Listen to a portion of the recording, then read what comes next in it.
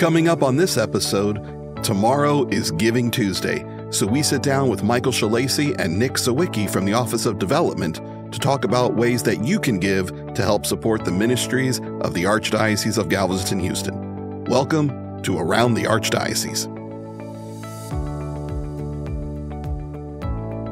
Sharing information, insights, and stories about our Catholic faith from across the Archdiocese of Galveston-Houston, you're listening to Around the Archdiocese. Here's your host, Sean O'Driscoll.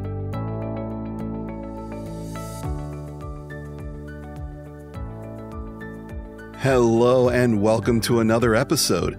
My name is Sean O'Driscoll and I am blessed to serve as the Senior Communications Manager for the Archdiocese and the host of this show. Now, this episode will drop on the Monday after Thanksgiving, and I'm sure many of us took advantage of Black Friday last week with all the sales and discounts as we prepare for the upcoming Christmas season.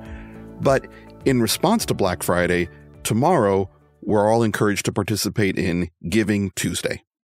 Now, Giving Tuesday was created back in 2012 with a simple idea, a day that encourages people to do good. And in a world where kindness and compassion hold a lot of power, Giving Tuesday isn't just an opportunity, but it's really a beacon calling us as Catholics to embody the spirit of charity and generosity. Because for us, giving isn't just an act. It's a reflection of our faith. It's rooted in the belief of serving others with love and selflessness, which echoes the teaching and the example of Jesus Christ. So to join me in today's discussion, we're blessed to have with us in the studio Mr. Michael Schillaci, Director of the Office of Development, and Mr. Nick Sawicki, one of the Associate Directors from that office. Gentlemen, welcome. Good morning. Great to be here, Sean. Now, Michael, you've been Director of the office for about 5 years now, and in that time, the diocese has continued to grow. St. Faustina Catholic Church out in Fulshire on the west side of the diocese just reached a landmark 6,000 registered families. We are continuing to expand, which goes against the trend that we see in some other dioceses in the United States. But the question I have for you is, with the number of people continuing to grow, do we see an increase with the amount of giving? For the Archdiocese of Galveston-Houston, in this last year, I'll just take our annual appeal, the DSF, the Diocesan Services Fund. We saw an increase in participants in this last year, but that's not the norm across the U.S., as you mentioned, and so we are blessed. A few more people responded this year, but again, that number of people responding still is small compared to the number of families that we have. So about 10% of our families that are registered for our churches are actually participating in the giving. Very generous. The average gift is going up, which is wonderful. But at the same time, when more give, then we are able to expand the gifts in our ministries, the impact that they're able to have in the community, and continue to do the work of the church in a greater way. Now, speaking of the Diocesan Services Fund, Nick, I know you're kind of one of the key drivers of that particular campaign. We had a great year last year, if my numbers are correct here. It's true. We had a really wonderful year. It was the first year, I think safely we can say in the state of Texas, that a Catholic appeal broke 15 million. That's amazing. And to Michael's point on participation, we had seen a steady decline for several years, and it was the first year where we saw an increase in giving across the board. So we're very pleased with that, and we're on trend for that this year.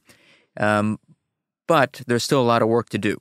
So we've had success, but that doesn't mean we need to stop, because it's important that the people in the pews, you, me, Michael, those we go to church with on a Sunday morning, are investing in our local church widely. So we had that success, but we're looking to build on it. Now, talking specifically about the DSF for a second, where does that money go to? What does that support? If I give to the church, to the DSF, how do I see that actualized?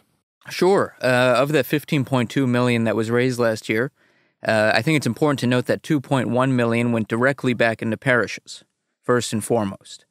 The remaining amount went into supporting the 64 ministries of the Archdiocese of Galveston-Houston, which do an incredibly varied number of things. They support chaplaincies in hospitals and prisons, in nursing homes. They help prepare our seminarians. They help promote vocations. They help care for our elderly clergy.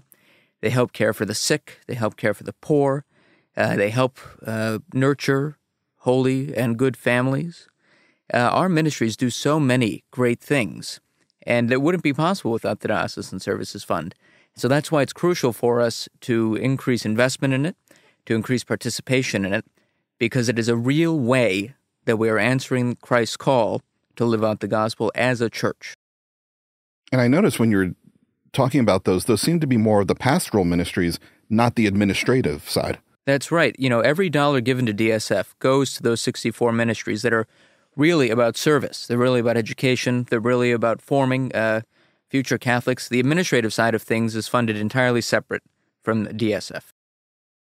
Now, I know it's not only the Diocesan Services Fund, it's not only the annual appeal that we have, that there's also other ongoing opportunities that people can give towards, whether it's a building fund or an initiative for a specific ministry. Michael, what other opportunities are there for people to give to the diocese? Well, across the board, as you mentioned, while DSF funds the actual ministries, there are always special needs that come across. One thing, we spend quite a bit of our time supporting the Catholic schools in the Archdiocese, and education is a primary focus to Cardinal DiNardo. And so we have opportunities like the Cardinal Circle, a specific fund, a giving circle of individuals that invest $5,000 or more a year for our cross academies. And these academies serve traditionally marginalized individuals, or families, and make sure that those institutions can academically support them and support the teachers that are teaching them. And provide tuition assistance so that those families can access a Catholic education. That's something that Cardinal committed to over 12 years ago, and we continue every single year to look for families to join us in that support.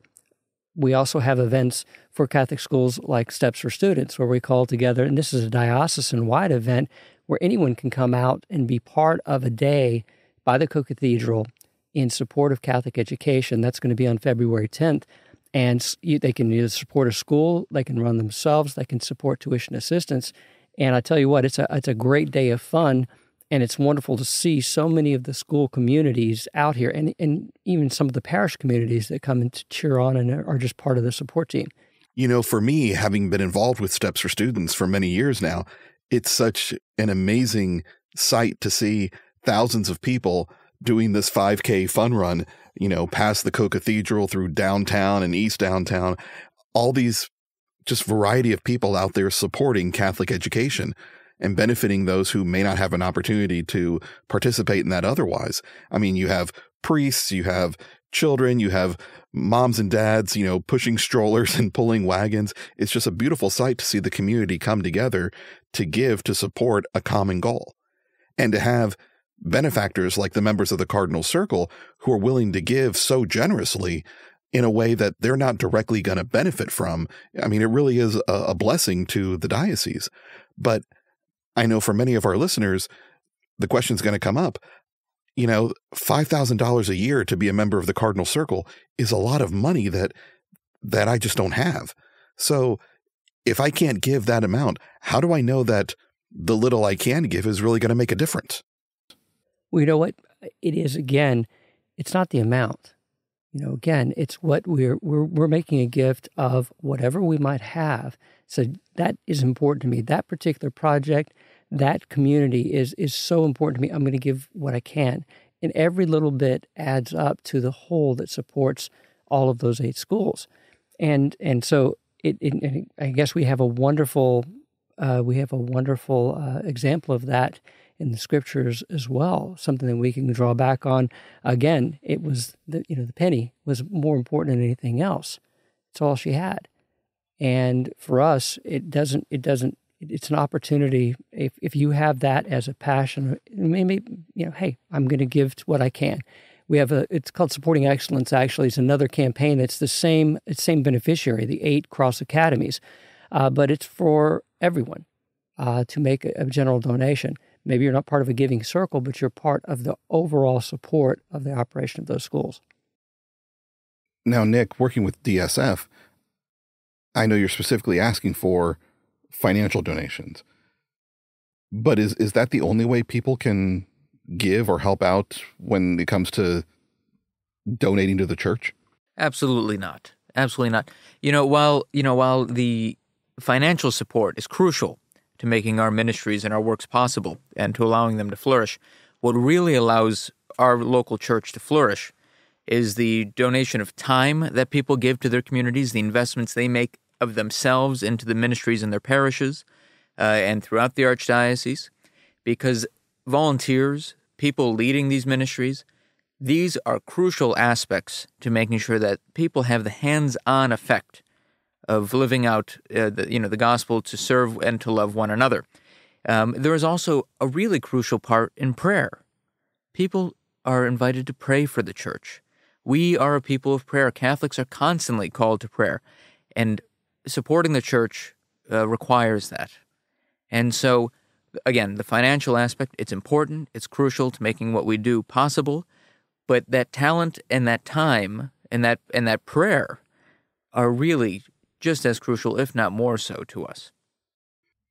So we often hear of those three, that time, talent, treasure, wrapped under that banner of stewardship. And I know that's been kind of an emphasis within the office over the past couple of years on how to promote the concept of stewardship within the parishes. I know there's actually a stewardship network. There's a stewardship advisory board.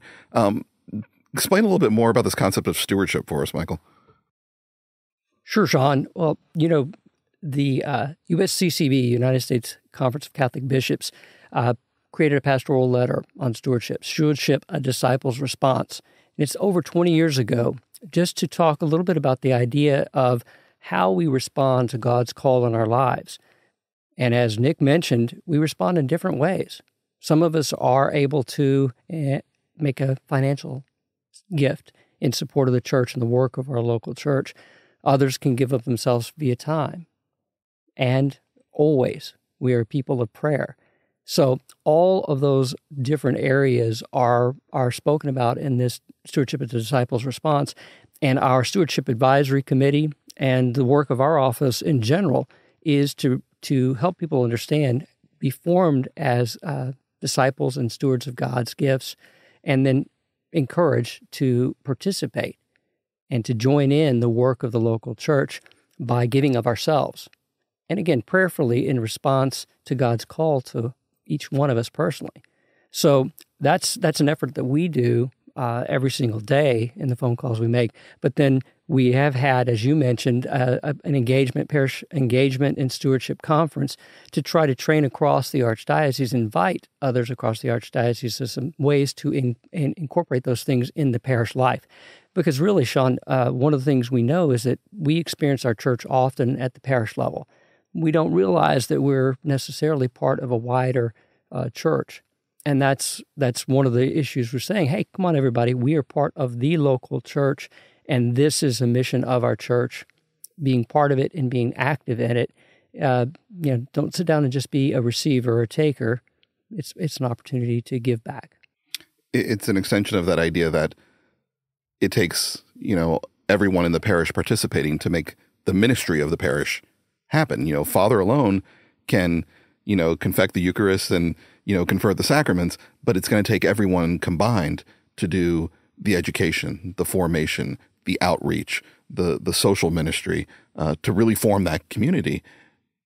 And to have that opportunity to participate with that on a larger diocesan scale, that there are things as a diocese we can't do effectively unless we have participation on that level. Well, most definitely. And again, we are all part of the church. And it is, again, laity and clergy alike have a part to play. And Sean, if I might just point to an example, one of the big things we drive support for is St. Mary's Seminary. Now, the average person in the pew will never attend the seminary because that's not their vocation. However, they can show up and support seminarians, they can promote vocations, they can join us at the seminary for events, they can make a financial contribution for the seminary because they're making an investment and the future lifeblood of our parishes. Without our clergy, we don't really have functioning parishes, but we also need a really engaged laity. And so that goes hand in hand, but we're asking people to make an investment in something that they're not going to see for years. And so it's a different way of approaching how they invest in the church. Again, it's a financial contribution, it's a talent contribution, it's a prayer contribution, but the fact is that they are making a contribution that we can succeed together. And that's really it. It's trying to encourage everyone to do what they can, regardless of what that giving is. It's that reminder that everything we have, everything we are, is a gift from God, and part of our responsibility is to offer that back to Him. I want to state, offer it back to Him, but also, if we look a little bit further, the next step, offer it back to Him with increase. So we're not supposed to just put it under our pillow and let it sit there, but to develop it within ourselves. You have a wonderful speaking voice, Sean. You develop that over time, and you're giving back to it by leading a podcast, being a broadcaster, speaking at your church, if you're a lector. That's a way that we are increasing the gift and giving it back with increase. So as we mentioned at the beginning, tomorrow is Giving Tuesday. And it's an opportunity, especially at the end of, the calendar year, to see where people have the opportunity to donate. In the midst of all this giving to one another, our friends, our families, it's a reminder to give beyond that circle, to give to those truly in need. Michael, why should people consider giving to their parish or to the diocese?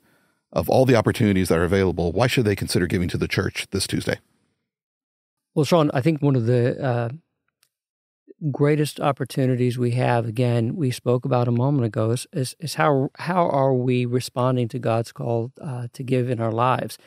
Giving Tuesday is an opportunity to, again, make a difference in the life of our community. And so in this particular time, if you're rushing about and if you are attempting to do all the other things to get ready for the holidays, why not start, one, with that prayerful consideration of how I'm impacting my local church. If I'm going to make a gift to 10 people in my family, what about those that might not have the opportunity to have something for their own lives? And our parishes often support the families that are within their area and beyond their walls with community gifts, etc. So this is an opportunity to say, okay, wait a minute. I'm going to serve the community, make a gift, and Giving Tuesday, or in this case, we participate with something called I Give Catholic, which will be an opportunity for people to make a contribution to those parishes that have signed up, to those social service agencies that have signed up to be part of this, and to focus their giving on Catholic entities. And so we're just inviting people to prayerfully consider and then act. And that's an opportunity. And Sean, beyond this Tuesday, oh my gosh, I missed Giving Tuesday. What do I do? Well, still take that prayerful moment and then look at ways that you can make an end-of-year gift to your parish community, the diocesan community, or a social service agency that is making a difference in the world in our area, and make that commitment. I hate to say that some of us and some individuals think of it only as a tax deduction, but it's true. If you make a gift to a nonprofit, there is that opportunity if you itemize your taxes. But more than anything else, I think it's better about our spiritual condition. Where am I in that, and can I give back in that manner as well? And I think one of the big questions people ask themselves before they make a gift is, will this have an impact? Will this make a difference? And I want to take a second and note that, for example, if you make a gift to Catholic Charities on Giving Tuesday, or through DSF or directly to Catholic Charities, they serve over 325,000 people a year, with numerous programs that help the homeless, single mothers, children, veterans, you name it. They're out there doing that work. If you make a gift through us to the San Jose Clinic, they serve 20,000 people a year who don't have insurance, may be underinsured, or be college students who don't have insurance. We support St. Dominic Village. It's the only Catholic retirement home in Houston with 600 people a year served. That's an incredible group that wouldn't be served in a Catholic setting otherwise. And so when you want to talk about impact, just look at what the church does day in and day out and know that, yes, your gift will have an impact. It will make a difference. It will change someone's life through the name of Christ. So if someone wants to give, if God's kind of put it on their heart that I need to give back and I want to give to the diocese, what's their next step? You know, Sean, thanks for asking. The easiest way to make a gift to any of the ministries of the Archdiocese of Galveston-Houston on Giving Tuesday is to visit us at either igivecatholic.org or to visit us at the Archdiocesan website, archgh.org, where you will have access to any numerous ways to support the works of this local church. Again, that's archgh.org, and you will see front and center opportunities to support the church this Giving Tuesday. And we'll go ahead and put those links in the show notes for this episode. Michael, if someone is listening to this, say, a couple weeks after Giving Tuesday, but they still wanted to make a gift, if they still wanted to help out, maybe they're looking and going, well, you know, I gave to DSF earlier in the year, but where else is help needed? What more can I do to help? Is there one central place where they can go online to find out all the different ways that they can give, or maybe all the different funds or initiatives that they can give to? Sure, Sean. As Nick mentioned, you can go to the diocesan webpage at archgh.org, and at the top of it, you'll see ways to give. It's an orange button at the top of every single page. Click that button, and a whole list of opportunities from Catholic schools to St. Mary's Seminary to retired priest are all there for your selection.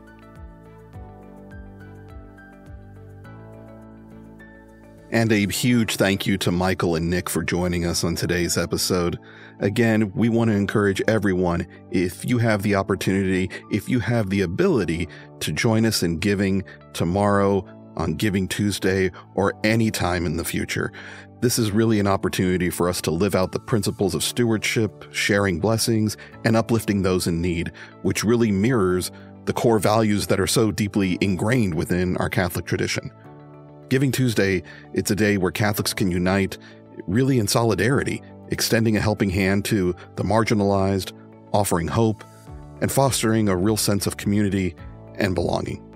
So if you are interested, please reach out, give to your parish, give to the Archdiocese, give to other charities in need. All the information's on the website. And as always, if you want to learn more about the ministries and offices of the Archdiocese, you can find us online at archgh.org.